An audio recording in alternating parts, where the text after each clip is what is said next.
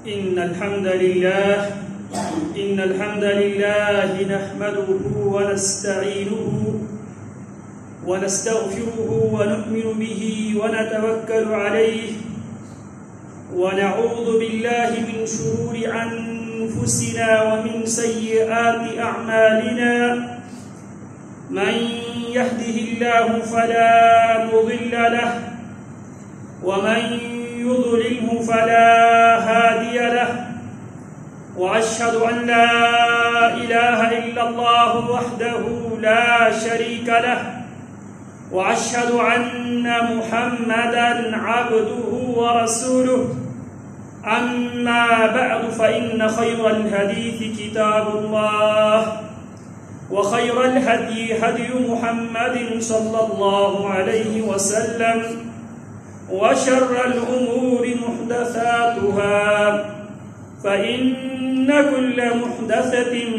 بدعة وكل بدعة ضلالة وكل ضلالة في النار أما بعد فأعوذ بالله السميع العليم من الشيطان الرجيم من همزه ونفخه ونفثه لقد جاءكم رسول من أنفسكم عزيز عليه ما عنتم حريص عليكم بالمؤمنين رؤوف رحيم فإن تولوا فقل حسبي الله لا إله إلا هو عليه توكلت وهو رب العرش العظيم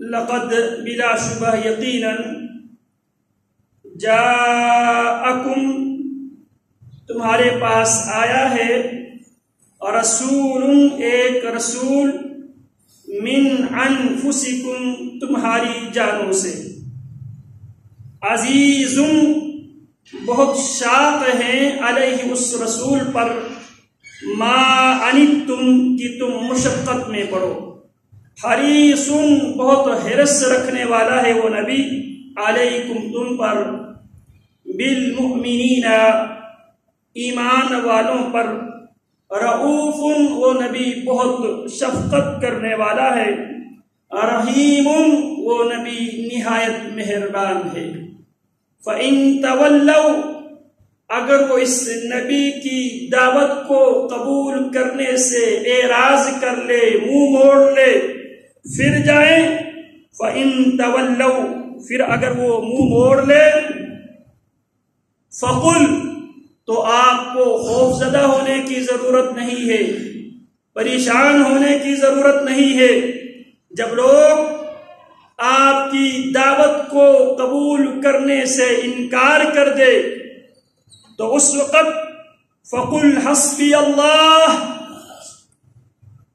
فَقُلْ اے بندے مومن جب یہ دعوت پیش کرتے ہوئے جب لوگ تیری دعوت کو قبول کرنے سے انکار کر دے تو اس وقت تیرا طرز عمل یہ ہونا چاہیے فَقُلْ حَسْبِيَ اللَّهُ فَقُلْ تو کہہ دے حسبی اللہ میرے لیے میرا اللہ کافی ہے لا الہ الا ہوا لا الہ نہیں ہے کوئی معبود برحق الا ہوا اسی اللہ کے علاوہ علیہ توکلت علیہ اسی اللہ پر اسی معبود برحق پر توکلت میں نے بھروسہ کیا وَهُوَ رَبُّ الْعَرْشِ الْعَظِيمِ وہ اللہ جو اللہ میرے لیے کافی ہے جس اللہ پہ میں نے بھروسہ کیا ہے اعتماد اور اعتبار کیا ہے وہ کون ہے رب العرش العظیم وہ عرش عظیم کا خالق بھی ہے عرش عظیم کا مالک بھی ہے عرش عظیم کا نظام چلانے والا بھی وہ اللہ ہے جس اللہ پر میں نے بھروسہ اعتماد اور اعتبار کیا رسول اللہ صلی اللہ علیہ وسلم سے محبت عبادت ہے یہ بات اچھی طرح ذہن نشین کر لیں رسول اللہ صلی اللہ علیہ وسلم سے محبت عبادت ہے، اور عبادت توقیفی ہے۔ رسول اللہ سے محبت عبادت ہے اور عبادت توقیفی ہے۔ اب توقیفی کیا ہے؟ فکس ہے، جو اللہ رب العالمین نے تمام عبادات، تمام اعمال اللہ کی نبی علیہ السلام کی زندگی میں، اللہ رب العالمین نے رسول اللہ صلی اللہ علیہ وسلم کی زندگی میں عبادت کے طور و طریقے بھی، اس کے حدود و قیود بھی اللہ رب العالمین نے متعین کیا ہے۔ اسے کہتے ہیں توقیفی۔ اللہ اور اس کی رسول نے اسے فکس کر دیا ہے، کسی کو اس عبادت میں نہ کمی کرنے کی اجازت ہے نہ اضافہ کرنے کی اجازت ہے۔ محبت عبادت ہے اور عبادت فکس ہے، عبادت میں نہ کسی کو اضافہ کرنے کی نہ کمی کرنے کی اختیار نہیں ہے۔ اگر عبادت میں کمی کرے تو بھی عبادت نہیں رہتی، اضافہ کرے تو بھی عبادت نہیں رہتی۔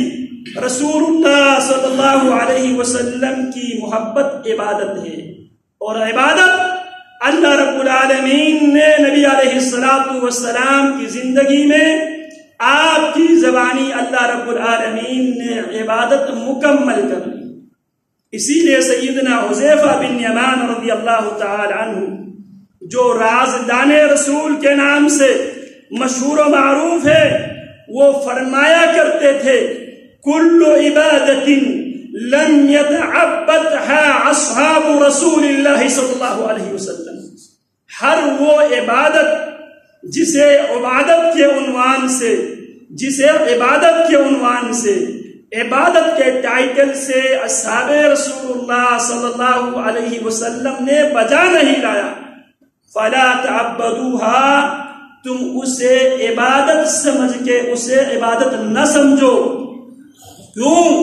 کیونکہ صحابہ کرام رضوان اللہ علیہم اجمعین نے کوئی بھی ایسی عبادت چھوڑی ہی نہیں ہے جس عبادت کو کر کے اللہ رب العالمین کے قرب، اللہ کی نزدیکی حاصل کر سکتے ہو۔ وہ تمام عبادتیں صحابہ کرام رضوان اللہ علیہم اجمعین ہم سے پہلے کر کے دنیا سے چلے گئے۔ تو رسول اللہ سے رسول اللہ سے محبت عبادت ہے، اور عبادت اللہ رب العالمین نے مقرر کیا ہے، رسول اللہ صلی اللہ علیہ وسلم نے مقرر کیا ہے۔ اس میں بعد میں آنے والے کسی انسان کو نہ اضافہ کرنے کی اختیار ہے نہ کمی کرنے کی اختیار ہے۔ جب ہم رسول اللہ صلی اللہ علیہ وسلم کو جب ہم رسول مانتے ہیں، کیا مطلب ہے رسول ماننے کا؟ ایمان بالرسول اقرار اللسان بنبوته، نبی اکرم صلی اللہ علیہ وسلم کو رسول ماننے کا مطلب یہ ہے اقرار اللسان بنبوته، زبان سے رسول اکرم صلی اللہ علیہ وسلم کی نبوت کا اقرار کیا جائے، وتصدیق القلب برسالته، دل سے نبی اکرم صلی اللہ علیہ وسلم کی جو رسالت ہے اس رسالت کو دل سے قبول کر لیا جائے، دل سے تصدیق کر لیا جائے۔ اور تیسری چیز وانقیاد الجوارح الى طاعته والتزام سنته وشریعته، تیسری شرط یہ ہے زبان سے اقرار اللسانی بنبوته، محمد الرسول اللہ کو رسول ماننے کا مطلب کیا ہے؟ زبان سے اللہ کے نبی علیہ السلام کی نبوت کے اقرار کیا جائے، وتصدیق القلب برسالته، دل سے رسول اکرم صلی اللہ علیہ وسلم کی رسالت کا تصدیق کیا جائے، وانقیاد الجوارح،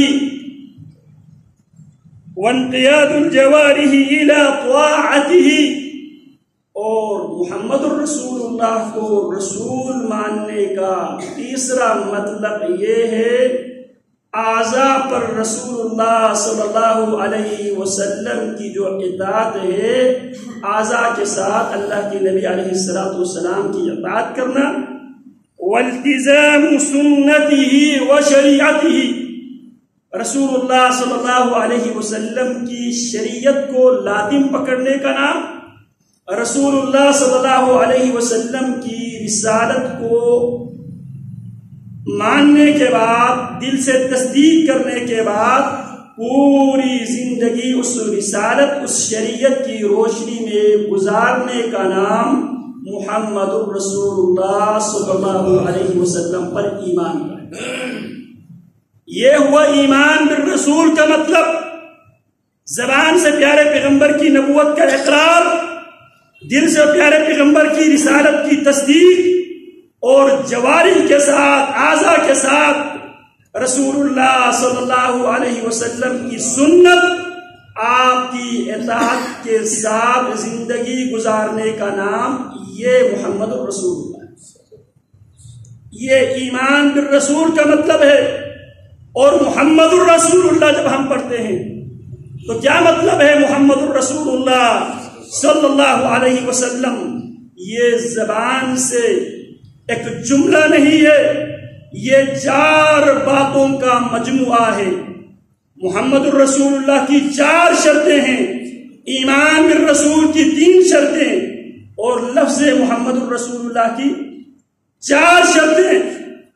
تصدیقہ فیما اخبر، پہلی شرط، رسول اللہ صلی اللہ علیہ وسلم نے امم سابقہ کے حوالے سے جو کچھ آپ فرما کر گئے ہیں اس کی تصدیق کرنا، یا آپ علیہ السلام قرب قیامت ہونے والے واقعات کے بارے میں جو آپ فرما چکے ہیں اس کو تصدیق کرنا، اور موت کے بعد عالم برزخ، عالم آخرت، میدان محشر، پل صراط، جنت اور جنتوں کی جو تفاصیل، جو تفصیلات رسول اللہ صلی اللہ علیہ وسلم بیان کر کے گئے ہیں، اس پہ رسول اللہ صلی اللہ علیہ وسلم کی تصدیق، تصدیقہ فیما اخبر، رسول اللہ جو کچھ فرما کر گئے ہیں اس کے تصدیق کرنا۔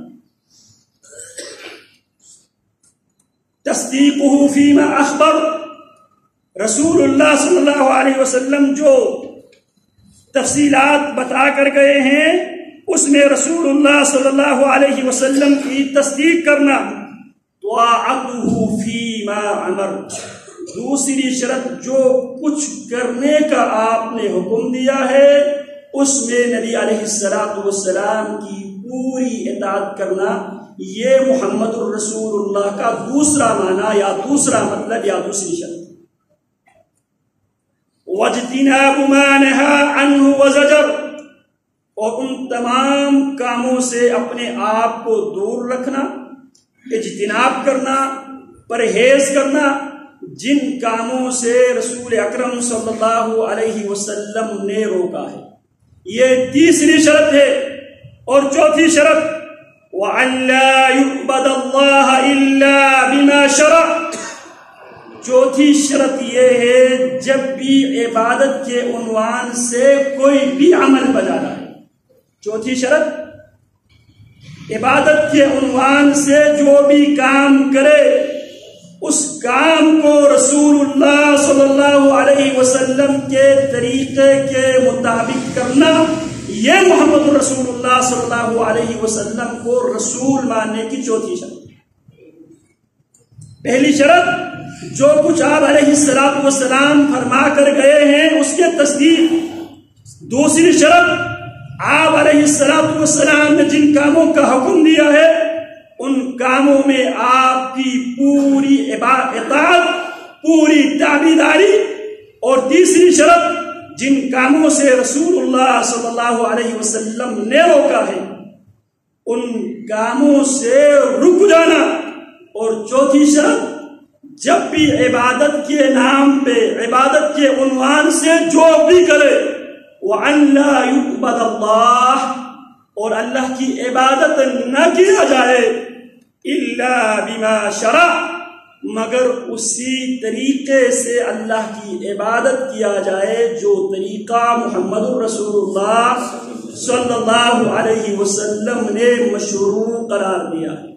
تو بات میں یہ کر رہا تھا، رسول اللہ صلی اللہ علیہ وسلم کی محبت بھی عبادت ہے، اور اس عبادت کے لیے بھی رسول اللہ صلی اللہ علیہ وسلم سے اس عبادت کے حدود و قیود، اس عبادت کی ڈائریکشن محمد الرسول اللہ صلی اللہ علیہ وسلم سے لینا، یہ محمد الرسول اللہ صلی اللہ علیہ وسلم کی اطاعت بھی ہے، اور آپ صلی اللہ علیہ وسلم کی محبت بھی یہی ہے۔ یاد رکھو، سچی محبت کی شرط ہے سچی عبادت، سچی اطاعت۔ سچی محبت کی شرط کیا ہے؟ سچی اطاعت، اور سچی اطاعت کی شرط ہے سچی محبت۔ محبت اطاعت کا تقاضا کرتی ہے، اور اطاعت محبت کا تقاضا کرتی ہے۔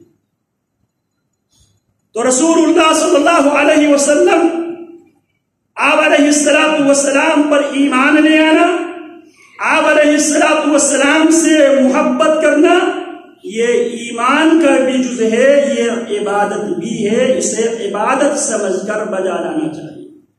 اب حضرات صحابہ کرام رضوان اللہ علیہم اجمعین اس عبادت کو کیسے بجا لاتے تھے؟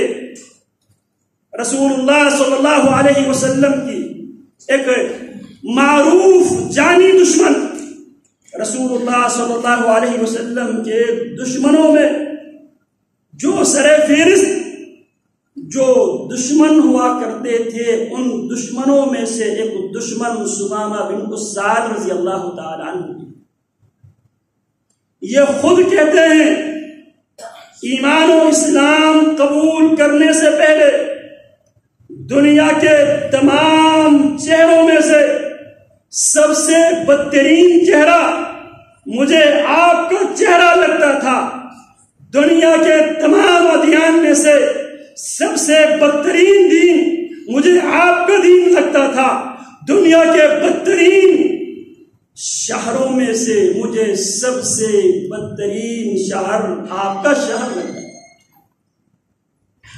رسول اللہ صلی اللہ علیہ وسلم کو قتل کرنے کا ارادہ بھی کر لیا، اور رسول اللہ صلی اللہ علیہ وسلم کے کئی صحابہ کرام کو قتل بھی کیا۔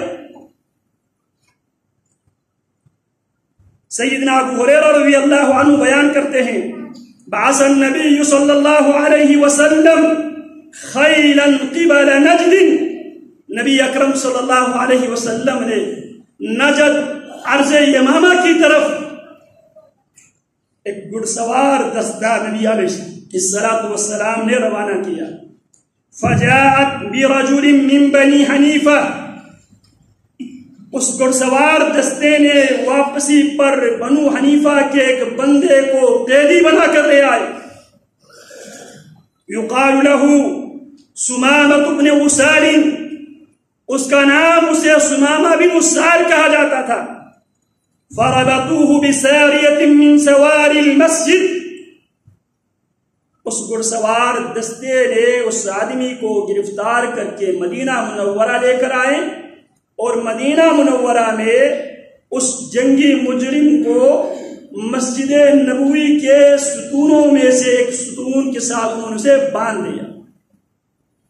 فخرج الیہ النبی صلی اللہ علیہ وسلم، رسول اللہ صلی اللہ علیہ وسلم سمامہ بن اسال کے پاس پیارے پیغمبر تشریف لاتے ہیں، اور پیارے پیغمبر سمامہ جو سردار تھا اس سے پیارے پیغمبر سوال کرتے ہیں، ما عندک یا سمامہ، سمامہ تیرے پاس کہنے کے لیے کیا کچھ ہے؟ سمامہ کیا کہنا چاہتے ہو؟ سمامہ کیا کہتا ہے؟ قال عندی خیر یا محمد، محمد میرے پاس خیر ہی خیر ہے. ان قتلتنی، اگر آپ مجھے قتل کر دے، ہو سکتا ہے آپ مجھے اپنے ساتھیوں کے قصاص کے طور پر مجھے قتل کر دے. ان تقتلونی تقتل زادنی، اگر آپ مجھے قتل کر دے تو اس کے دو معنی لیا ہے شارحین حدیث نے. ان قتلتنی، اگر آپ مجھے قتل کر دے، یا بعض روایت میں ان تقتل زادنی، اگر آپ مجھے قتل کرنا چاہتے ہو نا تو آپ میرے قتل میں حق بجانب ہیں، میں بھی آپ کے کئی ساتھیوں کا قاتل. ایک معنی یہ کیا ہے، ایک معنی اس نے دھمکی دی ہے. ان تقتل زادنی، اگر آپ مجھے قتل کرنے کی صورت میں آپ یہ بات سن لے، میں کوئی لاوارث نہیں ہوں، میں سردار ہوں، میرے پیچھے بہت سے خون بہائے جائیں گے. ان تقتل زادنی وَإِن تُنْعِمْ عَلَى شَاكِرٍ، اگر آپ میرے اوپر احسان کرو گے نا، دو صورت بن سکتی ہے. ایک صورت یہ مجھے قتل کر دے، قتل کرنے کی صورت میں یاد رکھیں میں بھی سردار ہوں، میرے پیچھے بھی ہزاروں کے تعداد میں، سینکڑوں کے تعداد میں جان دینے والے، جان لینے والے لوگ. وَإِن تُنْعِمْ عَلَى شَاكِرٍ، اگر آپ مجھ پر احسان کرتے ہوئے مجھے اگر چھوڑ دے تو تُنْعِمْ عَلَى شَاكِرٍ، یہ کافر ہے، یہ کافر ہے. لیکن کافر ہونے کے باوجود بھی اخلاقیات پائے جاتے. وَإِن تُنْعِمْ عَلَى شَاكِرٍ، اگر آپ میرے اوپر احسان کرو گے تو آپ ایک شکر گزار انسان پر احسان کرو. ہم سب سے زیادہ اپنے محسنوں کو سب سے زیادہ ہم تنگ کرتے. جو آدمی ہمارے کوئی کام آیا ہو، مصیبت میں، آزمائش میں، مشکل گھڑی میں، اگر کسی نے آپ کے ساتھ تعاون کیا ہو، آپ کے ساتھ مدد کیا ہو، آپ کے ساتھ تعاون کرتے ہوئے اگر آپ کو کچھ دیا ہو تو سب سے زیادہ اس محسن کو ہم صدا دیں. ہم احسان فراموش لوگ ہیں. وہ کافر ہوتے ہوئے کیا کہتے ہیں، وَإِن تُنْعِمْ عَلَى شَاكِرٍ، اگر آپ انعام کرو گے تو ایک شکر گزار، ایک قدردان پر آپ احسان کرو گے. وَإِن كُنْتَ تُرِيدُ الْمَالَ فَسَلْ مِنْهُ مَا شِئْتَ، اگر آپ مال چاہتے ہو نا، آپ جتنا مال چاہو، جتنا چاہو مانگو، میں دینے کے لیے تیار. جتنا چاہو مجھ سے مانگو، میں دینے کے لیے تیار ہوں. یہ کوئی عام آدمی نہیں تھا، یہ پورے حجاز میں، عرض حجاز میں، یمامہ سے گندم کے سپلائی یہ انسان کیا کرتا تھا. مکہ اور اس کے اڑوس پڑوس میں جتنے علاقے آباد تھے، ان علاقوں کو گندم سپلائی یہ بندہ کیا کرتا تھا. اتنا بڑا تاجر انسان.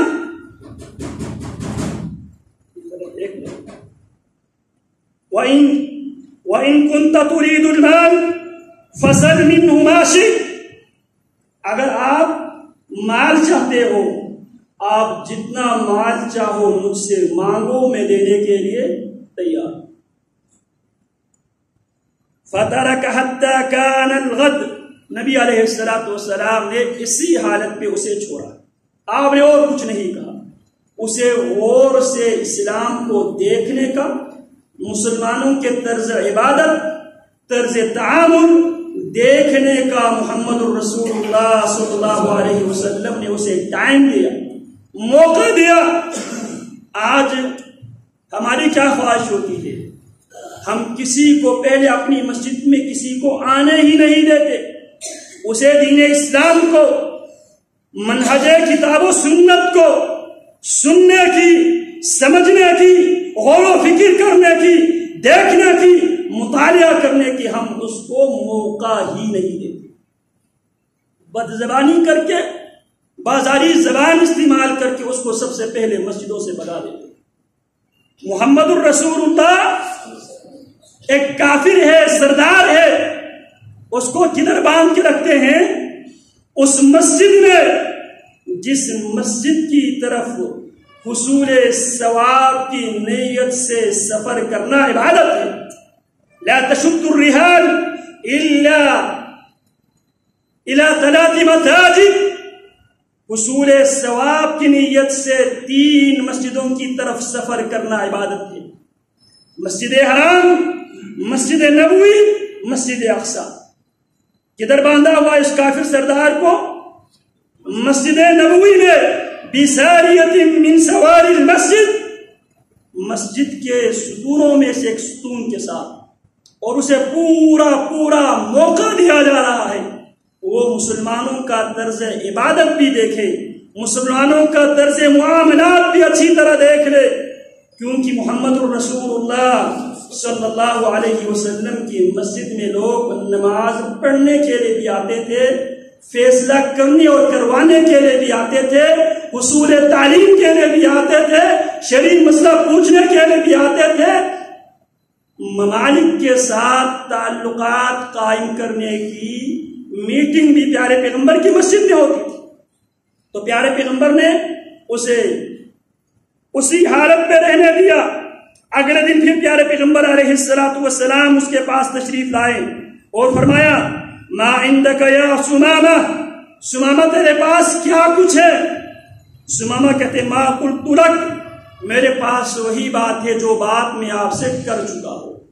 ان تقتل زاد من وان تنعم على شاکر وان كنت تريد المال فسل منه ما شئت. میرے پاس آپ کو کہنے کی 3 باتیں ہیں. قتل کرو گے تو میرے پیچھے بھی قتل ہونے والے، قتل کرنے والے موجود ہیں. اگر مال چاہتے ہو، جتنا مال چاہتے ہو میں دینے کے لیے تیار. میرے پاس صرف یہی 3 باتیں ہیں. نبی علیہ السلام دوسرے دن بھی یہی سوال کر کے آپ چلے گئے. تیسرے دن پھر پیارے پیغمبر علیہ السلام اس کے پاس آئے اور پھر فرمایا ما عندک یا سمامہ، سمامہ تیرے پاس کچھ کہنے کے لیے کچھ نئی بات ہے؟ کہنے لگا میرے پاس وہی 3 باتیں ہیں. بعض مورخین نے لکھا ہے جب تک سمامہ قید رہے، اس قیدی کے لیے وہ سردار تھے، اس کے لیے محمد الرسول اللہ صلی اللہ علیہ وسلم کے گھر سے کھانا اللہ کے نبی علیہ السلام خود دیا کرتے. بعض سیرت نگاروں نے یہاں اس حدیث میں اس نبی علیہ السلام کے زمانے میں ایک کافر آپ علیہ السلام کے پاس آیا. آپ نے اسے ایک بکری کا دودھ نکال کر اسے دیا، اس نے پی لیا. دوسری بکری کا دودھ نکال کر دیا، اس نے پی لیا. تیسری کا، چوتھی کا، 5ویں کا، 6ٹھی کا، 7ویں. بعض نے یہاں پر سمامہ بن عسال کے متعلق لکھا یہ وہی سمامہ تھا جس کو پیارے پیغمبر علیہ السلام کفر کی حالت میں 7 بکریوں کے دودھ پلاتے ہیں اور وہ پی لیتا ہے. جب یہ ایمان قبول کرتا ہے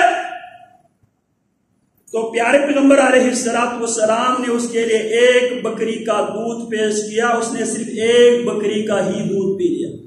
اس موقع پہ پیارے پیغمبر نے فرمایا تھا ان الکافر لیأکل فی 7 امعاء، بے شک کافر 7 انتڑیوں میں کھاتا ہے. وَإِنَّ الْمُؤْمِنَ لَيَأْكُلُ فِي مِعَةٍ، جبکہ مومن 1 انتڑی میں کھاتا ہے. اس لیے جب وہ کفر کی حالت میں تھا 7 انسانوں کا، 7 بکریوں کا، 7 انسانوں کا خوراک کھایا، 7 بکریوں کا اس نے دودھ پیا. اور جب ایمان کی حالت میں اس نے شام کی 1 بکری کی دودھ پہ اس کا بس ہو گیا. تو پیارے پیغمبر علیہ السلام اس کی خدمت بھی خود کرتے رہے. پھر آپ علیہ السلام تیسرے دن پھر اس کے سامنے یہی سوال رکھتے ہیں ما عندک یا سمامہ. تو سمامہ کہتے میرے پاس وہی 3 باتیں ہیں.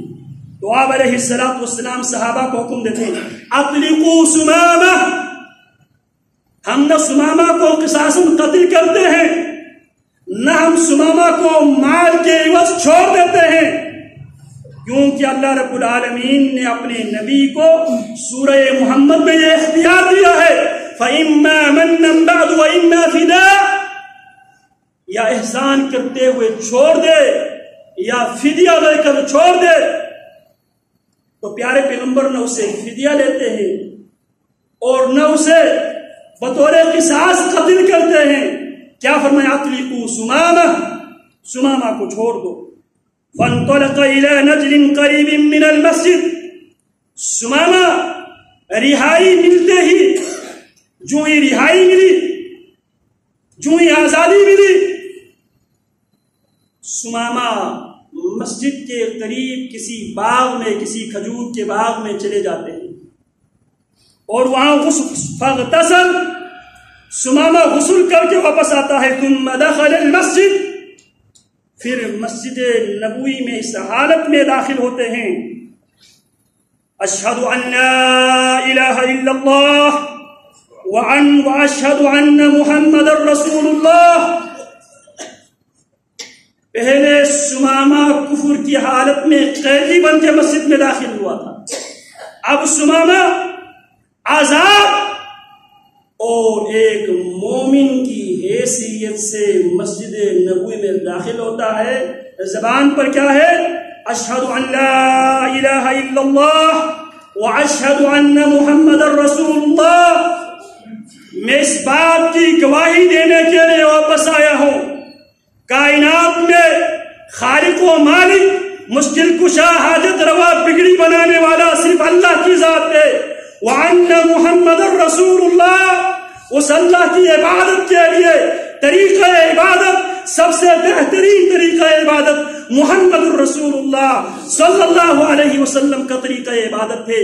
میں یہ گواہی دینے کے لیے واپس آیا ہوں۔ اللہ کے حبیب، میں تو عمرے کی نیت سے گھر سے نکلا تھا، آپ کی گھڑ سوار دستوں نے مجھے گرفتار کر لیا، پکڑ لیا، میں کفر کی حالت میں عمرہ کرنے کی نیت سے نکلا تھا، اب میں ایمان لا چکا ہوں۔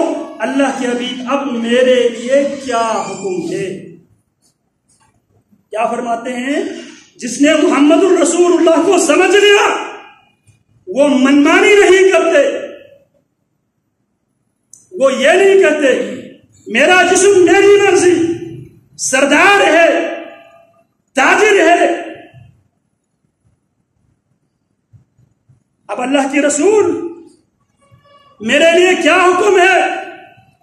میں عمرے کی نیت سے آیا تھا اور اس سے پہلے کلمہ پڑھتے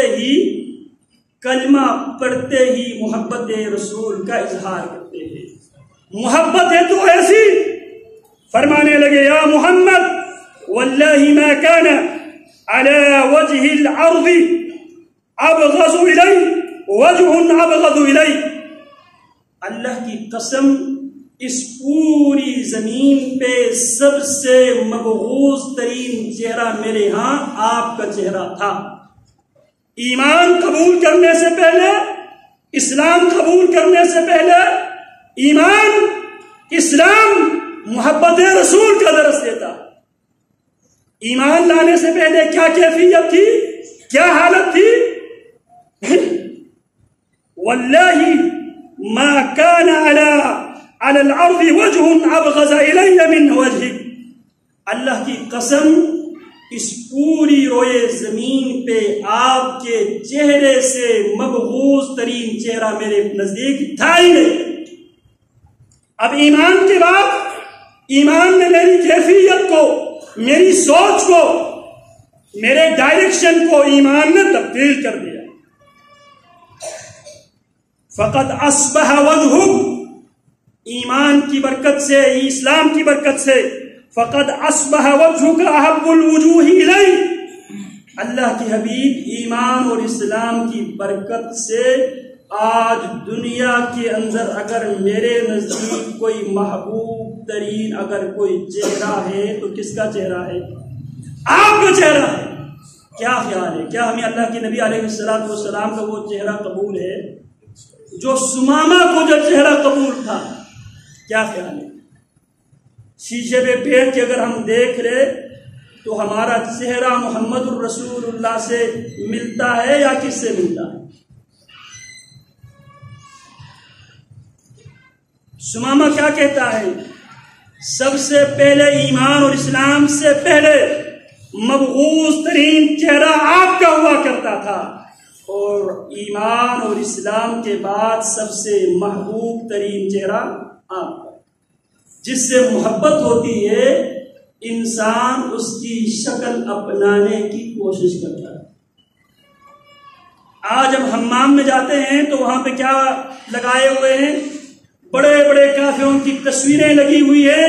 میں آپ کو ان میں سے کوئی بھی کافر آپ چوز کر لے، میں آپ کو وہی کافر بنا دوں۔ بالی ووڈ کی، ہالی ووڈ کے جو بدکار ہیں ان کی تصویریں لگی ہوئی ہے، اور ہم ان میں سے ایک تصویر کو چوز کر لیتے ہیں، مجھے اس کافر کی طرح بنا دو بھائی۔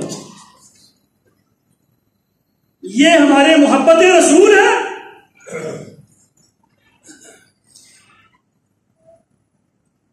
بچوں کی شکل کو اپنی شکل، ہم کہتے ہیں جو سب سے بڑے کافر ہے نا، سب سے بڑا بے حیا بے شرم انسان ہے نا، میرے چہرے کو اسی طرح بنا۔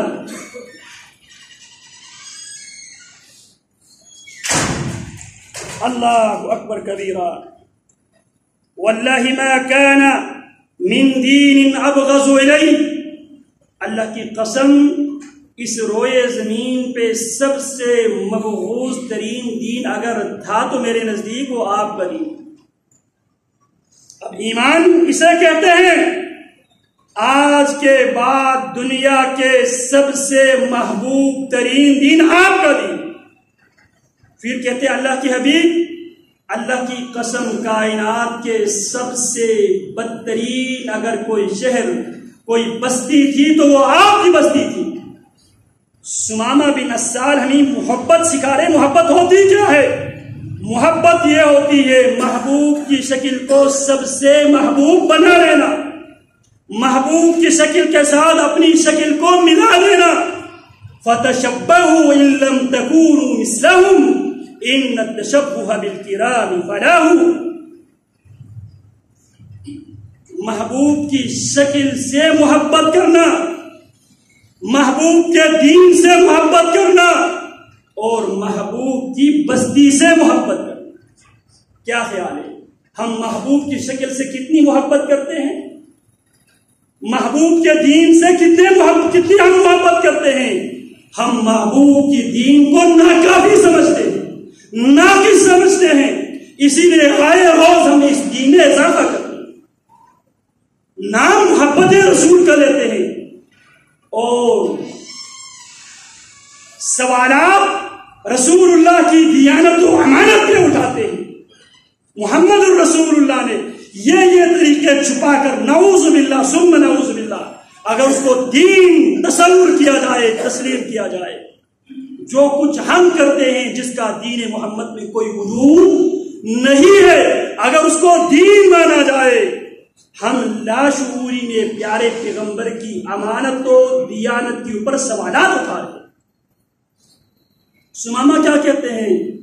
آپ کے دین دنیا کے تمام ادیان میں سے میرے نزدیک سب سے محبوب ترین دین۔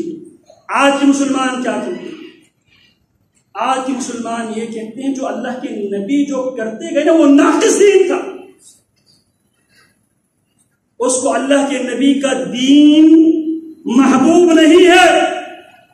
آئے روز وہ اپنی من مانیاں کرتے ہیں اور اس کو دین کا نام۔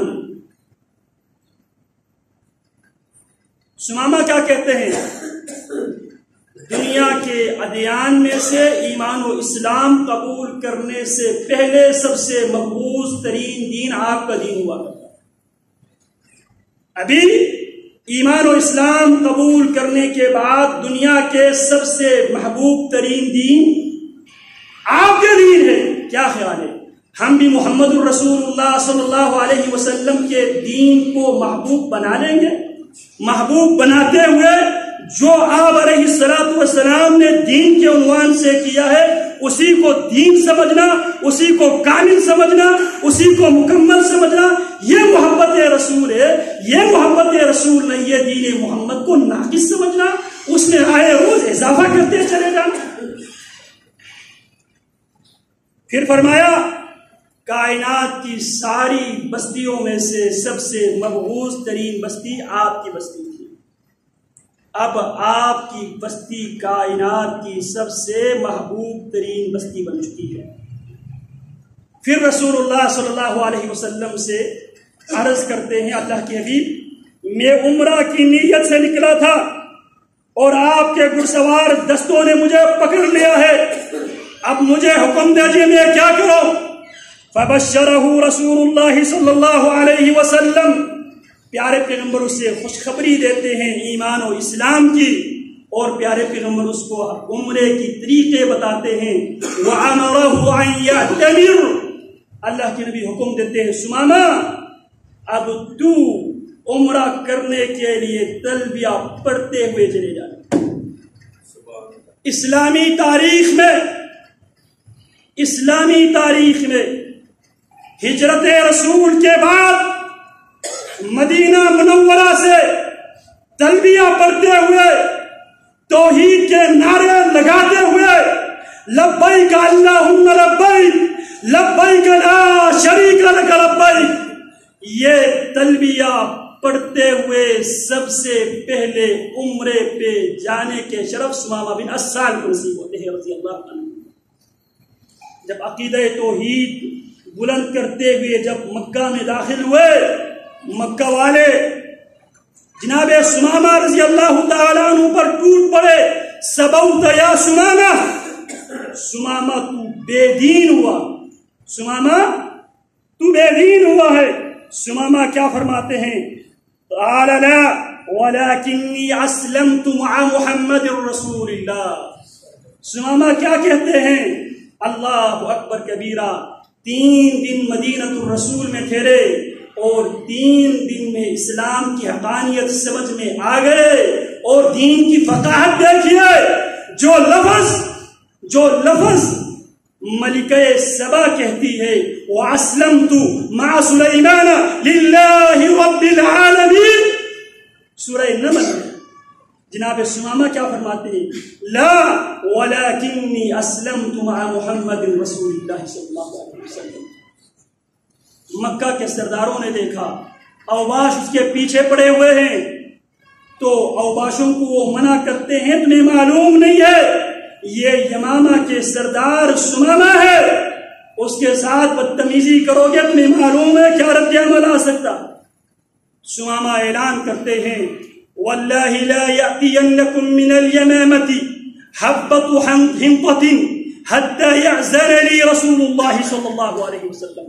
مکہ والوں سن لو، آج کے بعد یمامہ سے گندم کا ایک دانہ بھی نہیں آئے گا۔